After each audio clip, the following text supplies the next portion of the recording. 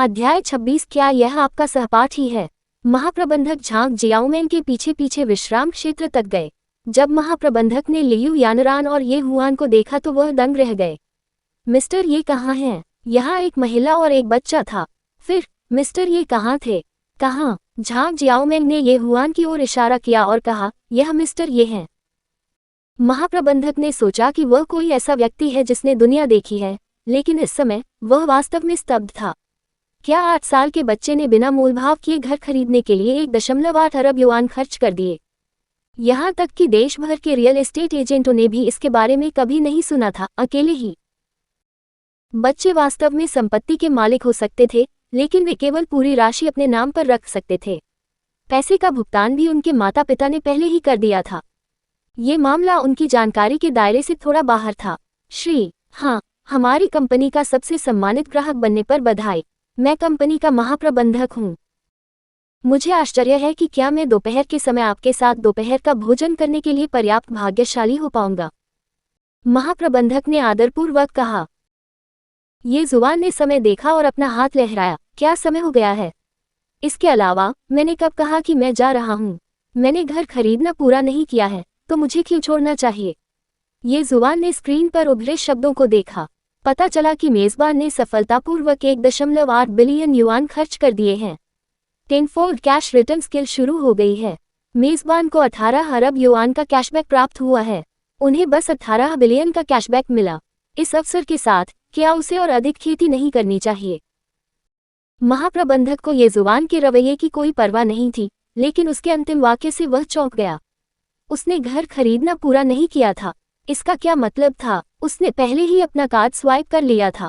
झांग जियाओमेंग भी असमंजस में आगे बढ़ गई।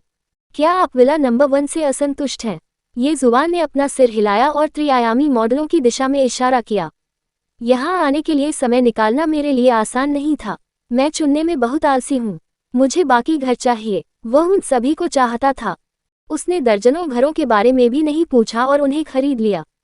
वह अमीर लोगों और अमीर बच्चों के विचारों को नहीं समझ सका। ये बस ब्रह्मांड के अंत की गहराई थी। ये हुआ ने अपना सिर उठाया और झांग जियाओमेंग की ओर इशारा किया। उन्होंने महाप्रबंधक से कहा, ये संपत्ति सलाहकार बुरा नहीं है, परिणाम सभी उससे संबंधित हैं। क्या आप जानते हैं? महाप्रबंधक ने जल्दी से सिर हिलाया। वह पक्का है। हमारी कंपनी का ट्रीटमेंट बहुत अच्छा है। हम निश्चित रूप से अपने कर्मचारियों के साथ बुरा व्यवहार नहीं करेंगे। इसके अलावा अब जब झांग जियाओमेंग को इतना अमीर ग्राहक मिल गया था, तो महाप्रबंधक उसके साथ अच्छा व्यवहार करने के लिए इंतजार नहीं कर सकते थे। वह उसके साथ बुरा व्यवहार कैसे कर सकता है? क्या आप अनुबंध तैयार नहीं करने जा रहे हैं? महाप्रबंधक ने झांग जियाओमेंग पर एक नज़र डाली। ये जुबान द्वारा इतने सारे घर खरीदने के बाद उन्हें निश्चित रूप से तब हमला करना पड़ा जब लोहा गर्म था। उन्हें पहले उससे अनुबंध पर हस्ताक्षर करवाना था और पैसे इकट्ठा करने थे। महाप्रबंधक बहुत खुश हुए। मकान पहले ही बिक जाते थे और प्रधान कार्यालय उनकी सराहना करता था। आज का प्रमोशन तय हो गया। इस बीच लियू यानरान को उम्मीद नहीं थी कि ये हुआन इतनी अमीर होगी। सौभाग्य से उसका आत्मनियंत्रण अच्छा था और उसने इसे सबके सामने नहीं दिखाया। अगर उसने संपत्ति राजा खरीदी तो ठीक था, लेकिन उसने दूसरे पक्ष की संपत्ति भी साफ कर दी। उसने सोचा, यंग मास्टर, क्या आपका इतना उदार होना वाकई ठीक है? जैसे ही हर कोई व्यस्त था, एक भारी पेट वाला अधेड़ उम्र का आदमी बिक्री कार्यालय से अंदर आया। जैसे ही उसने प्रवेश किया, उसने सामने की मेज पर बैठी युवती को घूर कर देखा। वह उसे देखने के लिए इंतजार नहीं कर सका। दीदी, क्या आपका विक्रेता लियू यानचुन आसपास है? मैं यहाँ एक घर खरीदने आया हूँ।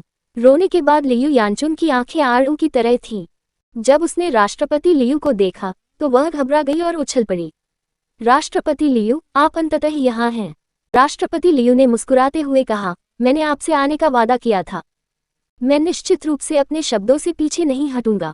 आपने मेरे लिए घर आरक्षित कर दिए हैं, ठीक है? लियू यानचुन ने सिर हिलाया। मैंने आपके लिए क्षेत्र में सबसे अच्छे प्रकार का घर आरक्षित किया है और मैंने पहले ही आपको सबसे कम कीमत की पेशकश की है। क्या ये ठीक है? इसके साथ लियू यानचुन अनुबंध तैयार करने वाले थे। वह आज बिना किसी कारण इतना बड़ा अनुबंध खो चुकी थी। आज से उबरने के लिए वह कम से कम 2 घर बेच सकती थी। हालांकि जब वह अनुबंध छापने वाली थी तो उसे एहसास हुआ कि सिस्टम के सभी घर बिक चुके थे। उसने सिस्टम को कई बार रिफ्रेश किया और एक बार कंप्यूटर को रीस्टार्ट भी किया, लेकिन फिर भी कोई बदलाव नहीं हुआ। राष्ट्रपति लियू किनारे पर इंतजार करते हुए अधीर हो रहे थे। उन्होंने आग्रह किया, जल्दी करो। अनुबंध पर हस्ताक्षर करने के बाद भी मुझे कुछ करना है।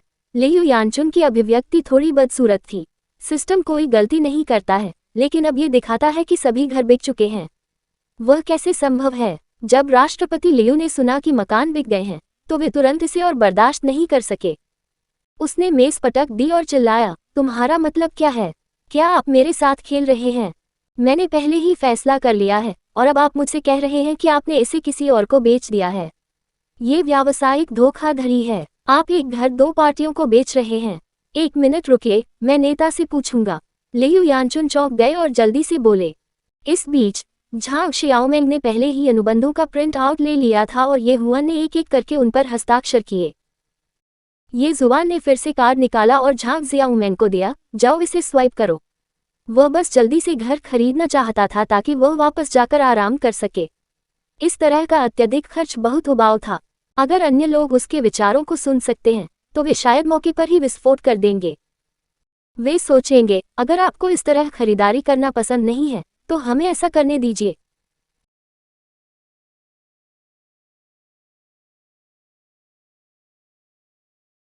इस समय लियू यानचुन राष्ट्रपति लियू के साथ अंदर चले गए।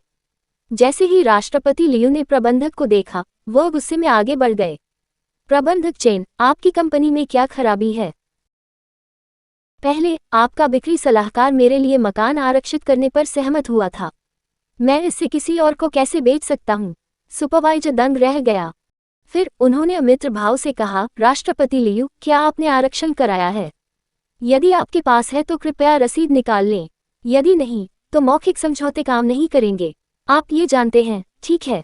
राष्ट्रपति लियू का गला रुंध गया। पहले लियू यानचुन ने वास्तव में उनसे जमा राशि का भुगतान करने का आग्रह किया था। हालांकि उन्हें लगा कि आवास बाजार अब उतना लोकप्रिय नहीं है। इसके अलावा भुगतान करने के बाद पैसे वापस पाना भी मुश्किल था, इसलिए उन्होंने भुगतान नहीं किया। हमें पुराना परिचित माना जा सकता है। मैंने आपसे कुछ घर खरीदे हैं। अब आप मुझसे कह रहे हैं कि मौखिक समझौते काम नहीं करते। पर्यवेक्षक बहुत असहाय था। उन्होंने अपने हाथ फैलाए और कहा, हम एक समूह कंपनी हैं। ये सिस्टम कंपनी द्वारा तय किया गया है। हम अभी इसे लागू कर रहे हैं। आप नियमों का पालन नहीं करते और चाहते हैं कि मैं कुछ करूं। क्या ये थोड़ा अनुचित नहीं है? पर्यवेक्षक की बात में दम था। इस बारे में कैसा है? उस व्यक्ति को बुलाओ जिसने घर खरीदा है और मैं उसके साथ व्यक्तिगत रूप से चर्चा करूंगा। यदि कुछ भी होता है, तो मुझे विश्वास नहीं है कि आपका बिक्री विभाग इसमें शामिल नहीं होगा। मैं यहाँ कुछ चेहरे वाला व्यक्ति हूँ। अगर हम सचमुच अलग हो गए तो ये किसी के लिए भी अच्छा नहीं होगा। जैसे ही राष्ट्रपति लियू ने बात की, उन्होंने अपनी आस्तीन ऊपर चढ़ा ली और ऐसा लगा जैसे वह बहस करने के लिए तैयार थे। उसके गुंडे जैसे व्यवहार को देखकर सुपरवाइजर ने व्यंग्य करते हुए कहा, चिंता मत करो, तुम जो करना चाहते हो हम उसे नियंत्रित नहीं कर सकते। हालांकि चूंकि हम एक दूसरे को जानते हैं, इसलिए कुछ चीजें हैं जो हमें आपको बतानी होंगी। आपको स्वयं इस पर विचार करना चाहिए। पर्यवेक्षक ने उसे बताया कि कैसे ये हुआन ने विला नंबर 1 खरीदा और तियान्यू बे में सभी संपत्तियों पर कब्जा कर लिया। उस सज्जन ने पूरा भुगतान किया। क्या आप वाकई ऐसे व्यक्ति से मिलना चाहते हैं? पर्यवेक्षक ने जानबूझकर ये हुआन की संपत्ति दिखाई। क्या राष्ट्रपति लियू ने यहाँ एक गुंडे की तरह व्यवहार नहीं किया और यह नहीं सोचा कि सड़कों पर उनका कोई चेहरा है? उस स्थिति में वे देखेंगे कि उसका चेहरा बड़ा था या दूसरे पक्ष का बटुआ बड़ा था। ऐसा अमीर अपनी उंगलियों के बीच थोड़े से पैसे से अनगिनत लोगों को खाना खिला सकता है। ऐसे अमीर व्यक्ति के साथ प्रतिस्पर्धा करना अच्छा नहीं होगा। इसके अलावा राष्ट्रपति लियू का व्यवसाय शहर में था। यदि उसने वास्तव में हंगामा मचाया तो ये स्पष्ट था कि कौन बच नहीं पाएगा। राष्ट्रपति लियू को पता था कि पर्यवेक्षक क्या सोच सकता है। आखिरकार इसका उनके अपने हितों से गहरा संबंध था। उनके विचार अधिक व्यापक थे। वे सिर्फ दूसरे पक्ष को डराना चाहते थे। अगर उसने सचमुच हमला किया तो शायद उसकी हिम्मत नहीं होगी। जब उसने ये सुना तो उसका बाग शरीर कांप उठा और वह लगभग जमीन पर गिर पड़ा। अरे, क्या इस शख्स ने 1.8 अरब की प्रॉपर्टी किंग ऐसे ही खरीद ली थी? इसके अलावा इस शख्स ने बाकी घर भी ऐसे ही खरीदे थे। ये कैसा निर्दयी व्यक्ति था? क्या वह बहुत क्रूर नहीं था? वह इस तरह नहीं खेल सकते थे।